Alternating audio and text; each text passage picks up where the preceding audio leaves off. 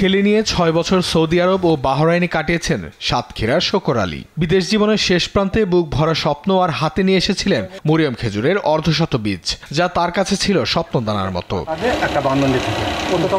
দেশে ফিরে পুরনো পেশা চাষাবাদে মন দেন তিনি। বসতবাড়ির পাশে ১২ কাঠা জমিতে সেই মরিয়ম বীজ বপন করেন নিঃশব্দে।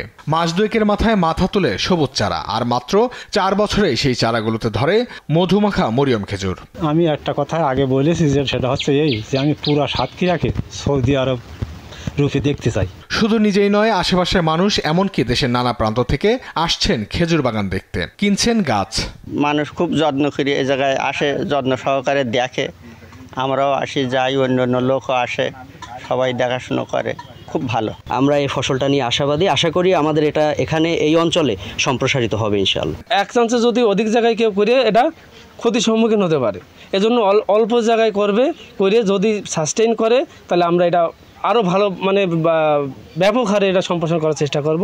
মাত্র ১৫ কাঠা জমির বসত ভিটার ১২ কাঠায় চারা লাগিয়ে গত বছর থেকেই নিয়মিত বিক্রি করছেন মরিয়ম খেজুরের চারা। দেশের নানা প্রান্ত থেকে উৎসাহী মানুষ আসছেন তার খামারে। তার চারা বিক্রি হচ্ছে ৩০০ থেকে ৮০০ টাকা দরে। বর্তমানে তার খামারে আছেন ১৬,০০০-এরও বেশি খেজুর গাছ।